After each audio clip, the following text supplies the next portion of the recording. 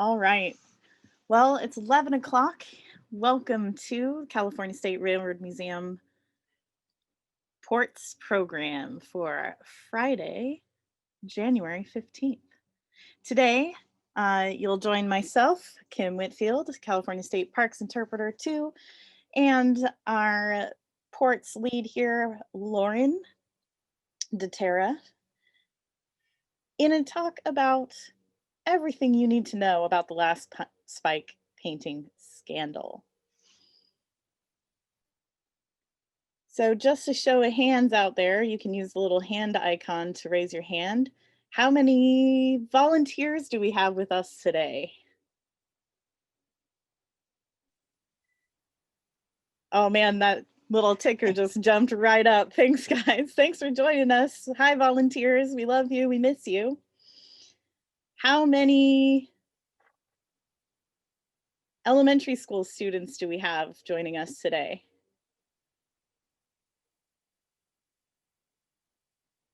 A few. Excellent. All right. Well, high school students? No. College students? Oh, it looks like volunteers in elementary school for today. Well, thank you all for joining us. We will jump right in here.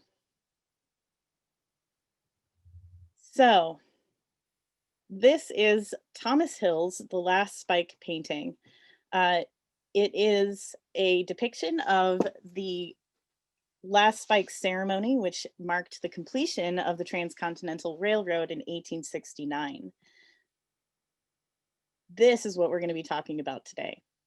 But before we get talking about the painting and all of the things around it and about how it actually came into existence, I wanted to ask you all, how do we learn about and remember history?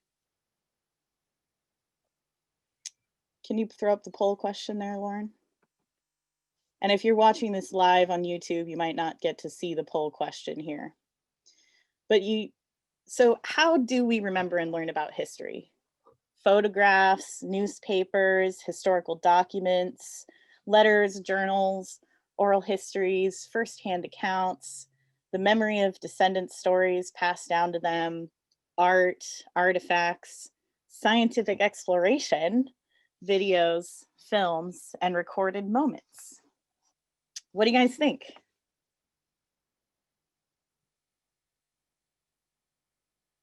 So the reason I'm asking this question is because as we talk about history, we want to talk about, where we got the information to talk about history. What do we look at? What do historians and interpreters look at when we think about telling stories about the past? So it looks like everyone's responded here. So if we end the poll, I'll be able to see the results. Excellent. All right, so it looks like, can you see the poll in the screen share window, Lauren? Yes, I can. Oh, okay. Yeah. So it looks like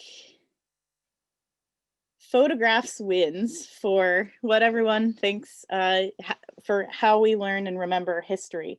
And you would be right, but if you picked any of these options, you would also be right. So historians and interpreters, when we think about telling, share results. When we think about telling, okay, do you want to turn that poll off for me there? Oh, yeah, it's weird. Turned it off and then it popped back up. Okay, here we go. So when we think about and when we remember history and think about telling the stories of the past to see what we can learn from the past, we are looking at all of these things. So these are kind of broken up into two categories, primary sources looking at contemporary records from the event or that moment in time. So historic documents that record who worked on a project, photographs of the time, newspaper articles and advertisements, photographs, paintings or etchings. This one right here in the center is an etching from Harper's Magazine. Then we kind of move into, secondary sources, which are like descendant stories, stories that were passed down from their ancestors. We look at historic objects like artifacts, and we can use scientific methods to kind of think about those artifacts and gain some ideas and insights about what those things were used for. We can also use, we'll talk a little bit today about how we use scientific methods to really look deep into the Thomas Hill painting. And then, scholarly sources, and we can look at uh, books written by historians who have done all this research and looked into some of those primary documents, photographs, journal articles, letters, and all of those things to tell the story of the past. So today we're going to talk about Thomas Hill and the gold spike painting, and we have a couple of things at our disposal. But the story that I'm going to tell you today comes from an article written by Thomas Hill himself. So Thomas Hill, who is a very famous landscape painter, wrote this article before he passed away, but then it was not actually released to the public in the newspaper until after he died. So in California, there has just become known the real story of the last spike. It solves a mystery that has kept the Golden State guessing for 30 years, a strange story of it, the way in which the domineering millionaire arbitrarily distorted a work of art and remade history to suit his personal spleen. So Thomas Hill wrote his story down, and that was the introduction to this newspaper article. He wrote it down in 1888. He sent 2 copies to Stanford, former Governor Stanford's home, and he kept one for himself. And this is the story that his son released in the New York Times in 1910, 2 years after Thomas Hill's death. So this is the story of Thomas Hill, Leland Stanford, and the painting of the last spike from Thomas Hill's perspective. Our story begins in 1875. So in 1875, Stanford invited Thomas Hill to his office about a business matter. Thomas Hill comes over to Stanford's office, and Stanford says, "Hey, I hear you're a good painter. Figure painter in landscapes, perhaps?" Thomas Hill says, "Oh yeah, I might have painted some stuff you've heard about, mostly landscapes and the like. I'm just the best on the Pacific coast, #humble brag." Stanford says, "Oh, that's great. I have a vision of a grand painting, the grand painting of the great historic moment of the joining of the Central Pacific and the Union Pacific railroads and the driving of the last spike on May 10th, 1869. And Thomas Hill says, "Oh, that's fantastic. That was a major historic moment for our country. I mean, that sounds really great. We should definitely do that. Tell me about what you want to do. Tell me about your vision for this painting." So he and Stanford are talking in his office, and Stanford talks all about the building of the railroad, how he and his associates made all their money during the gold rush by the work that they were doing, and how hard the railroad was to build and the beautiful landscapes. And he says, "Me and my business associates and I, we came to California to strike it rich in the gold rush of 1849. Like, tons of folks were coming here. They were advertising gold like crazy because, gold was the way to make it your money here. But me and my associates, the Crocker brothers, Huntington, Hopkins, and we saw opportunity. We decided those miners can have their gold in the ground, but there's opportunity in it for us. We are going to sell them shovels and goods and clothes and all the things that they're going to need to do mining. So we're basically going to mine the miners, and that's really how we made all of our money during the gold rush." So, 1861, the gold is drying up.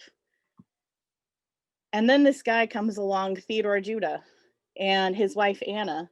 And it turns out he's a railroad engineer, and he had a dream of joining the nation with the railroad. So we thought, there could be some money in it for us.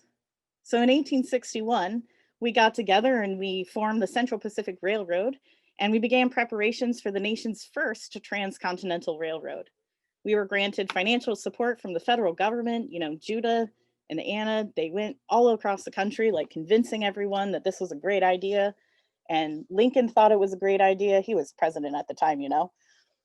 So in 1862, they passed the Pacific Railway Act, and we were granted money and financial support to build the railroad. So we started the Central Pacific Railroad Company in 1861 to help us do this. And then we began to lay track for the railroad in 1863, right here in Sacramento at the end of K Street and First. And this was really no easy task, you see. I mean, sure, through the valley it was smooth sailing, laying the rails on flat land, but once we hit the Sierra Nevada mountain range, which is incredibly tall and made of granite and mountainous, beautiful, but mountainous. Boy, it was tough work, and we were losing workers left and right to the silver strike on the Comstock lode. So we eventually realized, because these guys would realize that, they'd work for us for a week up in the Sierra, and it was tough work and dirty job, and they would probably make more money testing their luck out trying to mine for silver. I mean, these guys did start as miners after all. So they would work for a week, collect their paycheck, and then they'd scoot on out of here. So we decided to start hiring the Chinese miners who were coming out of the mining fields. And by the end of the building of the railroad, 90% of our workforce were Chinese. They were fast, they were hardworking, and more importantly, they stayed on the job. So now the Sierra Nevada, that's some beautiful landscape. I mean, especially since Donner Lake. Hey, maybe you could paint that for me, Thomas Hill. I like a big 10-foot painting version of it sometime. Anyway, it's built of solid granite rock. We blasted 9 tunnels through the glorious mountains. And now once we got over those mountains, it was a race to Promontory, Utah. And we laid 1,800 miles of new track. And on May 10th, 1869, we celebrated with the joining of the Central Pacific and the Union Pacific and the joining of our great nation with iron rails. I even tapped in the gold spike myself. 6 years later. So Thomas Hill is listening to Stanford tell him all about the building of the Transcontinental Railroad. And 6 years later is when Stanford brought in Thomas Hill to do the painting of this historic moment, the joining. So Stanford says, that was 6 years ago, but I remember it like it was yesterday. And look at the impact on the people who moved back and forth across the country in a matter of days now, instead of, coming across by foot or on a ship or by wagon train. I mean, I did that. I mean, we did that. So they talked and talked and talked, and Stanford told Hill all about the exploits and about everything that he wanted in this painting. And he said, everyone should be in the painting, even poor old Theodore Judah, our railroad engineer who mapped it out the railroad, even though he wasn't actually at the ceremony. He died in 1869, but that's okay. I want him in the painting. But the most important thing of all is that I am in the center of the painting, right here in the center. That's where I want to be. So let's talk some details. Hill says, oh, this sounds great. I really think this painting is going to depict a momentous event in our nation's history. And this is really incredibly important.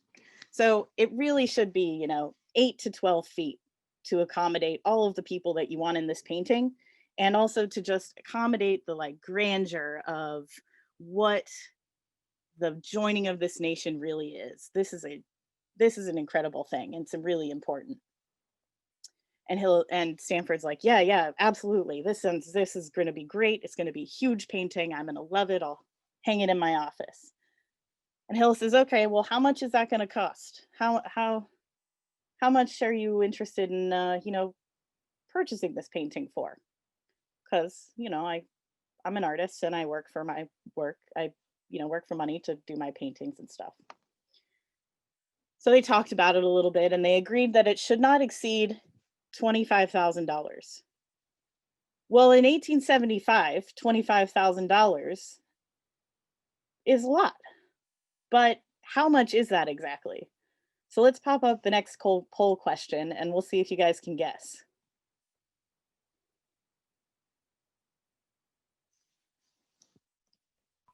All right, there we Excellent. go. Thanks, Lauren. And So we had some new folks join us since you started, Kim. It looks like we have 68 people joining us, which for a Friday morning is pretty darn good. Hi, everybody. Awesome. Welcome, everyone. So in 1875, Stanford and Thomas Hill agreed that the painting should not exceed $25,000. So how much money do you think that would be today in 2021? And that was 146 years ago. So we've got $25,000, $250,199.39, $591,986.36, or $2.5 million. It looks like we have 50 people that have voted so far. I'll give you another 5 seconds to think about it.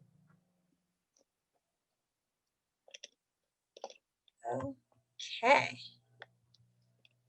Here we go. Awesome. And you would be correct if you chose the answer C, $591,000, 986 and 36 cents. I think it was the 36 cents that gave it away. That, believe it or not, is a markup of 2,267.95%. That is incredible. So Hill says in his article, we agreed on this not to exceed $25,000. I agreed to leave the matter to him, having every confidence in his good judgment and generosity. Stanford has purchased stuff from me before, so I have no need to write up an agreement or a contract or anything like that because I trust this guy. Well, oh yeah, that's Stanford right in the middle. He's got to be in the middle, you know. This is his glory. This is his legacy.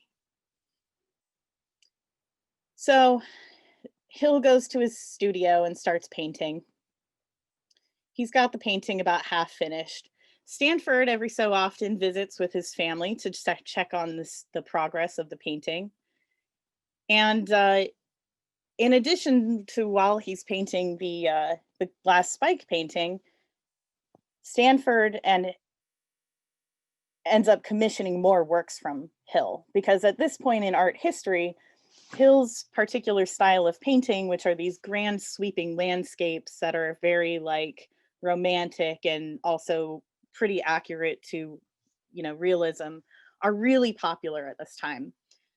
So Stanford says, hey, I really want you to paint Donner Lake for me. So Hill paints Donner Lake. He takes some time to do that. He also is in the process of painting Yosemite Valley, which he wins a big award for, national award for. And by the end of 1878, glass spike painting is about halfway finished. He says it's barely halfway finished. So sometime around the end of 1878, Stanford asked Hill to come by his office and comment on another sculpture to Stanford's legacy that he is commissioned from another artist. He says, Mr. Stanford was represented coming out of the clouds on a locomotive and in many other godlike attributes figurative of the life and doings of the governor. I don't have a picture of the sketch of this artwork, but you can imagine what this looks like, right? Stanford riding in on a locomotive in all his glory through the clouds. And Hill, isn't alone in the room with Stanford at the time. There's also Stanford's advisor and friend, Dr. Stillman, and they're all kind of talking about these artworks. And Hill tells Stillman about the last spike painting and about the glory of Stanford and all of the people that are in his painting, but about what an important work that it is. And so Stanford says, hey, Hill, what do you think about this sculpture? Isn't it glorious? And he'll, doesn't really talk about his thoughts about how, maybe godlike the Stanford is looking in this sculpture, but says, instead, well, I think the rendering of the sketch is wonderful, and I think the skill at which the shapes and forms and figures are rendered beautifully. And so he's really just commenting on the quality of the art versus the content of the art. So they go, "Oh, thank you for your feedback. We'll talk to you later." So Hill leaves, and Dr. Stillman and Stanford are talking. And Dr. Stillman says, "Hey, Stanford, like you can't do this, man. Like you can't make these glorious, like godlike representations of yourself in art. Like, what are your friends and family gonna think? What are your constituents gonna think? Like, what is the world gonna think about you if you are riding in on like the back of a locomotive through the clouds? Like, it's not gonna go. It's not gonna be good for you. You should just not do this. You could drop the commission for the artwork, drop the commission for the last spike painting. Just don't." So before we move on, I'm going to ask you one last poll question. Do you think Stanford's friend is right? Should he have dropped the paintings? Do you think it would be bad for his reputation?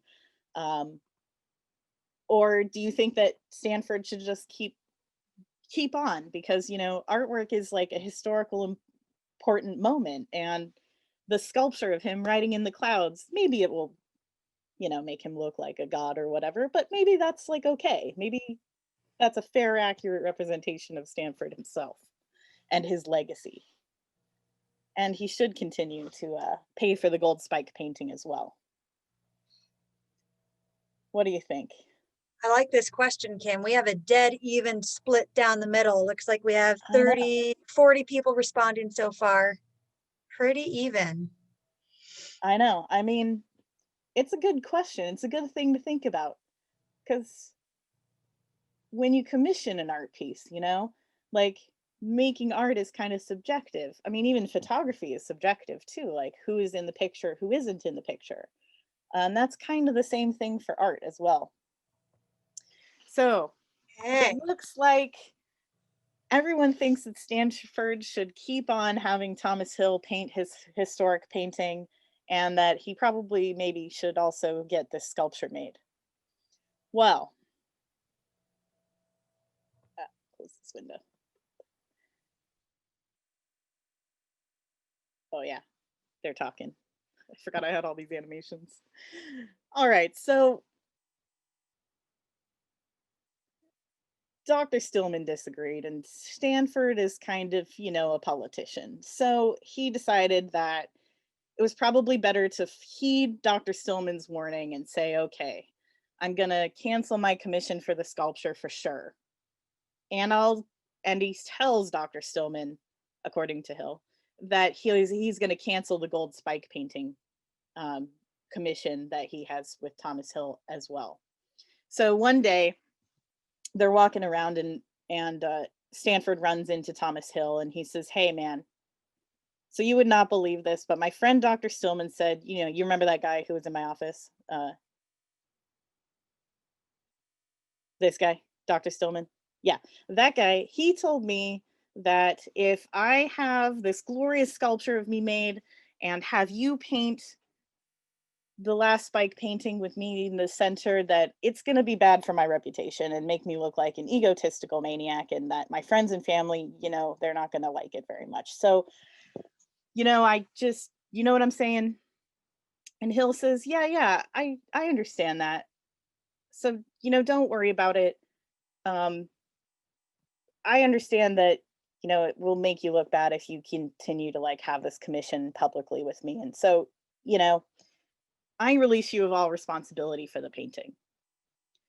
But I got to tell you, Stanford, I really need to finish it. I'm halfway there. I have spent so much time on this already.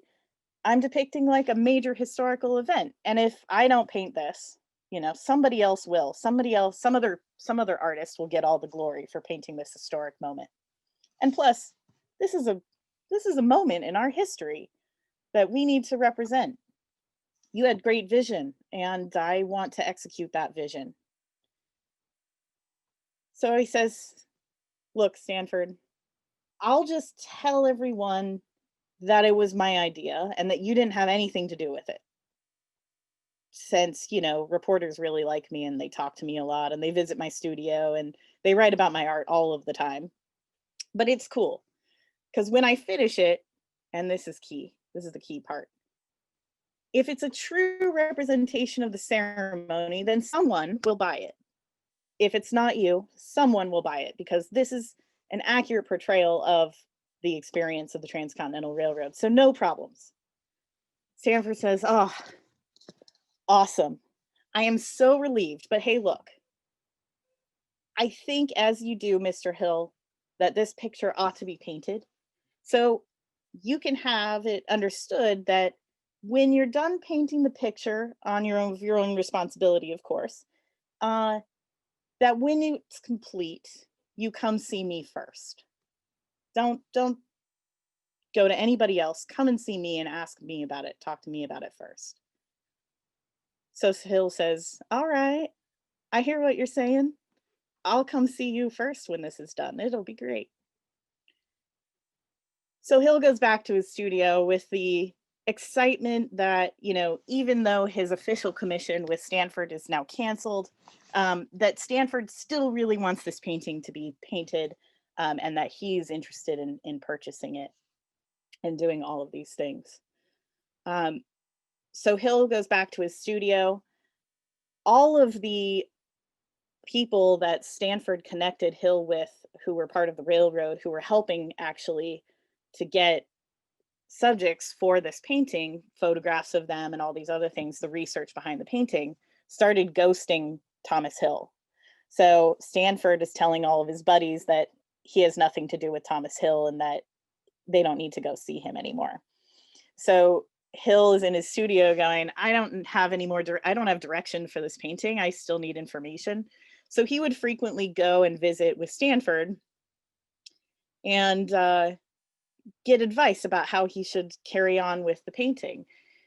And Stanford always had something to say about the painting. He encouraged Hill to keep working on it.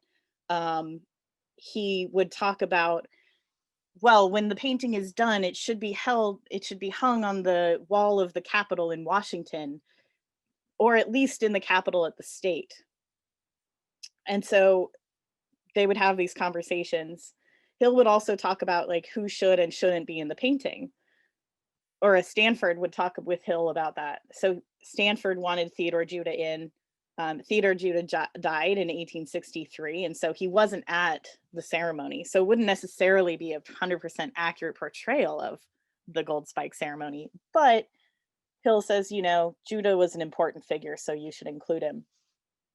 Stanford also, however, though, wanted several people who were at the ceremony in 1869 to be left out of the painting. Most notably, the editor of the Alta California, which was a prominent newspaper in California at the time. And Hill was really worried that if he left the editor of the Alta California out of the painting, that would be really bad for his career, because this is the guy who approves the articles about Thomas Hill's work in his studio that get published and printed in the newspaper. And that's how Thomas Hill gets the word out about his business, his art. But Stanford says, yeah, the editor could do bad things for your career, but I will annihilate you if he's in it. So Stanford has some very strong feelings about who and who should not be in the painting. He also has strong feelings about who is holding what props in the painting even. So Thomas Durant, Mr. Durant, the Union Pacific's vice president, in the original version of the painting was holding a spike maul. And Stanford says, absolutely no one should have the hammer but me. You give Mr. Durant too prominent of a place. So, this is already now morphing into something that is of Stanford's making, even though by all accounts out in the world, Stanford is not a part of this at all. Clearly, he was arranging this painting for himself. And that's what kind of gave Hill some hope, though, too, right? So Hill was saying, all right, he's putting all the work in. He wants to make this exactly what he wants to look like. So I'm pretty confident that he's going to purchase this when it's all done. So I have all of the confidence in the world. I'm going to go back to my studio and I'm going to work on this painting. It's going to be great. And when it's done, Stanford will buy it, no problems. So we went back to the studio to work on it some more. He kept inviting Stanford to come and visit, but he wasn't interested in visiting at all. And at one point, Hill says in his article that he actually started talking with newspapers about it, and he was telling, and there are newspaper articles written about it. And actually, I did look it up. There is a newspaper article that indeed does report that the painting was of Hill's own invention and own making, and that Stanford was not mentioned in that article at all. So now it's in print that this painting is all Hill's idea, and Stanford is not involved at all. So now Stanford is like this behind the scenes guy. But that also gives him like some plausible deniability on the public stage, which is what he was looking for from his to appease his friend Dr. Stillman. So 1880 rolls around, and finally, after years of work, Hill felt like he was ready to show the last big painting to Stanford to see it. And so he brought it to a private viewing space in San Francisco. And by this point, Hill was broke. He took out a mortgage loan on his house, which meant that he now owed so much money for his house. And then he was also $10,000 in debt because he wasn't making money. So he had to borrow money while he was working on this bigger painting because he wasn't doing smaller commissions. He was also really tired. He was really tired of this painting by this point. He'd been working on it for 5 years. He was ready to kind of be done. So he was ready to hear what Stanford had to think about it. So he put the painting in this room so nobody else could see it, just him and Stanford. He went to go to the governor's office, and he quotes in his, I always think this is really funny. He quoted in his article he mentioned that in his article, he was ushered past the forgotten tomb of the waiting room where he saw others waiting to meet for the governor eternally. So he's commenting about the waiting room being packed full of people who want to see Governor Stanford, and they just never get to. They die there, right? So Stanford was really happy to see Hill. He said, I'm ready to go see the painting. Let's go check it out. So they get there, and Hill says, so what do you think? And Stanford says, oh, now definitely this is awesome. This is the best thing I ever saw. He's so excited to see it. But then he's like, wait a second now. Who is this guy? Why do you have Durant standing right next to me, and he's holding the spike maul, the hammer. I told you that the only person to hold the hammer would be me, and that everybody else should be in less prominent a position. Also, he's just some Union Pacific guy. So Hill says, okay, and he pulls out his notepad and starts making notes.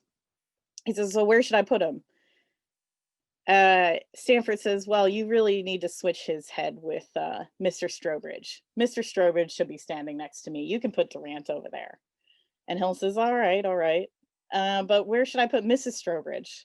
Because Mrs. Strobridge was standing over here originally. And it's, Stanford says a really interesting thing. He says, well, you should put Mrs. Strobridge next to me because she deserves the most prominent place because she was there from the very beginning.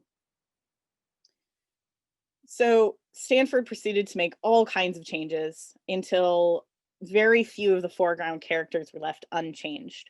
But this didn't really deter Hill. This kind of reinvigorated him. He said, changing these characters around is not going to be that hard. It's not going to be too difficult. I can just change some of these figures and it'll be fine. And I'll come to the end and he'll be happy. Stanford will be happy. That makes me happy. He'll purchase this painting. I'll be a rich man. I'll be able to settle my debts and buy my house back, and everything's going to be fine. So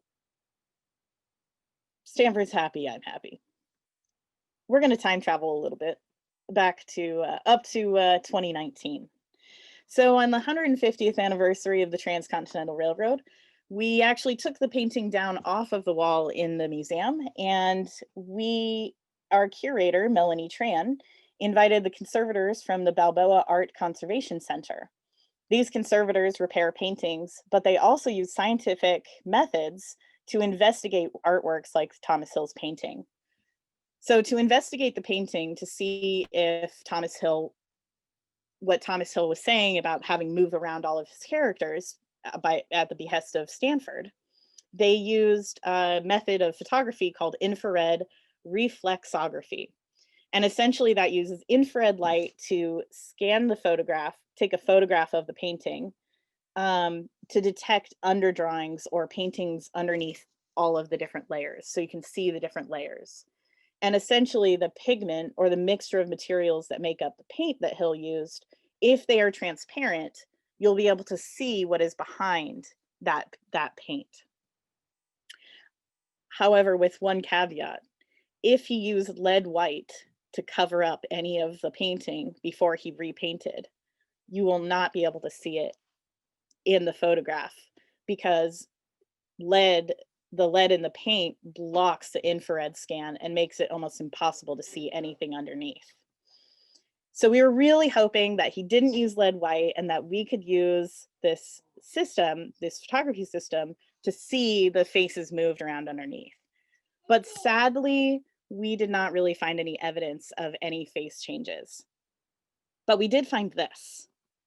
So this is the IRR scan of the painting. And if you look here, these arrows, you can see where people were painted in around the front of the locomotive. So if we go back, you can see that the locomotive is farther back in the background than the original work, where it was a little closer to the foreground, but to accommodate more people in the front, Hill moved that back. So I'll scan back to the original, this is the final painting, the one in color. And all of those people that are standing on the front of the locomotive are now covered by steam. And here is those original underpaintings. So that was a really interesting process. We didn't find evidence of moving faces in the foreground characters, but we think that's because he used lead white to cover up those faces before he put the new faces on.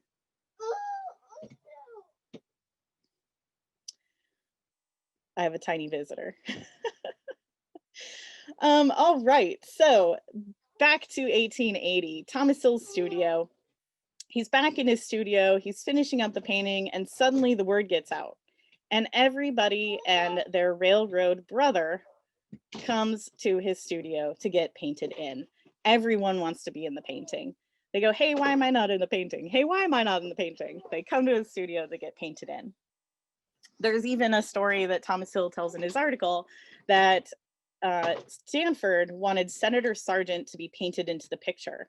So Sargent came to the studio and sat in the studio for an hour, and Hill was able to convince Sargent that he painted his entire body in that hour, when in fact Hill just painted Stanford or the senator's head over somebody else's body.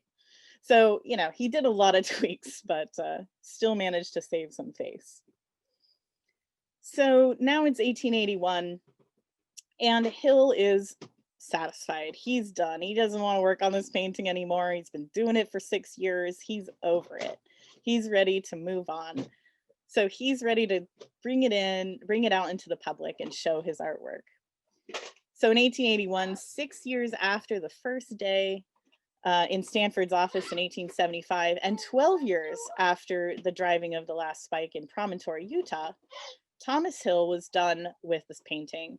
He was emotionally and physically exhausted. He was tired of working on it, and he was ready to do this. Plus, he's also in debt, right? He's got a loan on his house, and he's $10,000 in debt. So he decides to show it at the Art Association in San Francisco, and it was a huge success. Everybody loved it. Everyone who came to see it loved it. The newspapers loved it. They posted rave reviews about it. It was a huge party. Um, Stanford even showed up and he just was gushing. He said this is the best thing I've ever seen. I can't believe it. Look at all these people. This is magnificent. This really just does portray the event as no one else could. Hill, you're a genius. So Hill is saying again, hey, this is a good time to ask Stanford for some money. You know, it's done now, and he said to come see me first. So this is a good time to start asking for some money. So Hill says, hey, Stanford, you think you could kick me like $5,000 for this thing, just like, as a down payment? Because I'm in debt and I have a loan on my house now, and I really could use the money. And Stanford says, oh, sure. This is the best painting I've ever seen in my life. Come down to my office right after this show, and I will hook you up with some cash. Hill says, this is awesome. This is great. So Stanford leaves. Hill says he decided to stay at the party for a little while. He said, I just want to soak in the glory of my moment. This is my time. This is me being celebrated once again as a painter. So he's getting ready to leave the party, and who should walk in the door but Charles Crocker? And I kid you not, this is in the article that Thomas Hill wrote. Crocker walks in and says, what the beep is this? Crocker has never seen this painting before. He said, I can't believe this. I don't understand why Stanford is in the middle of the painting. Who gave you this idea to even paint any of this? And why am I way over there in the corner? Hill tells him the whole story. He tells him about the commission. He tells him about dropping the commission. He tells him about the 6 years he spent getting feedback and changes to the painting from Stanford this whole time. He hasn't told anybody else really about this. Newspapers, it's just reported that this is Hill's idea. But he tells Crocker everything. So Crocker is like, oh, that's interesting. And he storms out. This really shook up Thomas Hill. He could not figure out for the life of him why Charles Crocker was so upset. It's not that Charles Crocker was like a big part of the, Transcontinental Railroad building in the Central Pacific or anything. So Hill decides to go back to his hotel, and the next morning he goes to Stanford's office because he just couldn't bring himself to go there that night. So he visits Stanford's office, and remember what he said about hanging out in the waiting room forever and ever? The tomb of the waiting room. Yeah, well, that's where Hill found himself. He waited, and he waited, and he waited, and he waited all day. And he even sent a note into Hill's office or Stanford's office. And the note came back saying, oh, well, Stanford's busy. He can't meet with you right now, Mr. Hill. And then, oh, Stanford has a lunch he has to go to. And then, oh, it's 4:00. Stanford went home. He's not available anymore. He's gone. You'll have to come back tomorrow. So Hill leaves and he comes back the next day, and he comes back the next day, and then he comes back another day. 4 or 5 days later, Stanford finally delivers him a letter. And Hill says, after several days, I finally got this letter from Stanford, and it said, I needed a few days to think about whether or not I was going to buy this painting, and I decided that I'm not going to buy it. But I will still give you money. So come back tomorrow, and I'll give you this money. But Stanford totally bounced. So the next day when Hill came back, he says, well, with all this, my faith was not entirely shaken. My friend and kind-hearted patron was going to give me some money. But then when he came back to the office, Stanford's office, it turns out that Stanford had to suddenly depart to Europe, leaving Hill without a penny. So a pretty upset and humiliated Hill went back to his house in his studio without any money at all. And he said, this is humiliating. I'm leaving the country. Too. I'm just going to get as far away from this painting as I possibly can get. And who should arrive but Mr. Crocker? So Crocker actually gave Hill, he says, he rescued me and furnished me with the means to leave the country. So he gave Hill some money to actually leave, and Hill ended up going to Boston, thinking that he put enough distance between himself and the painting. It turns out that Hill got typhoid fever in Boston and was sick for 3 months on his like getaway trip. So it really wasn't that much of a vacation for the poor guy. And in 3 months, he returned to California. He says, poorer and thinner than a church mouse. Another really interesting thing was happening at this time too with Hill is that the art style was changing. So not only was his particular style of these broad sweeping landscapes going out of style, and people were starting to prefer the birth of that impressionist movement. So people were buying like more impressionistic artwork. So people weren't really purchasing a lot of his art, so they really couldn't make any more money. So he was more or less ruined. Poor Hill. So there is some glory for his story, though. After he passed away, his son published this article that the story came from to kind of vindicate him and to say, you know, he was totally cheated by Stanford. But then also the Thomas Hill family displayed the last bike painting at Memorial Museum in Golden Gate Park. And then in 1937, the Hill family estate donated the painting to the state of California, and it was actually displayed at the Capitol finally from 1937 to 1976. And then at which point it was moved to the Railroad Museum and is still on exhibit today as a reminder of this great event in history, but that also a reminder of art and how we remember history through the eyes of the artist and the politician. So in the end, Thomas Hill's painting, The Last Spike Ceremony, as envisioned by Stanford, was displayed at the Capitol and seen by many people now who visit the Railroad Museum. Oh, there it is at the Railroad Museum. And so ends the scandal of the Last Spike painting. Thanks. Ooh, thank you, Kim. And hey, if folks do come into the museum, other than seeing the painting, I know there's a really cool newer exhibit that is in front of it. What does that show? The new exhibit that is in front of the gold spike painting tells the story of the gold spike. So we redesigned the entire exhibit for the 150th anniversary, and we talk about history and memory. So we talk about how artists remember that union of the nation with the Transcontinental Railroad. We talk about how photographers, the 3 photographers who were at the ceremony, took pictures of the event and who was in the pictures and who was not. And then we also talk about the gold spike and the gold spike ceremony itself and what actually happened on that day.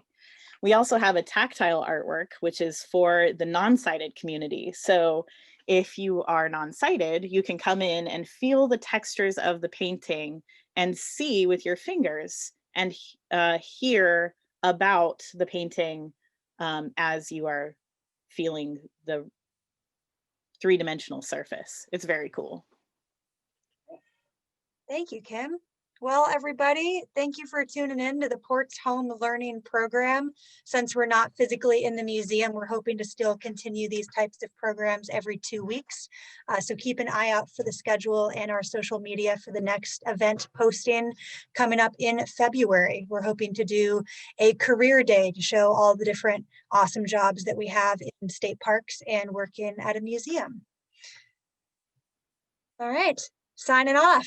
Have a great Thanks, weekend, everybody. everybody. Thank you for joining us. Thanks. Bye.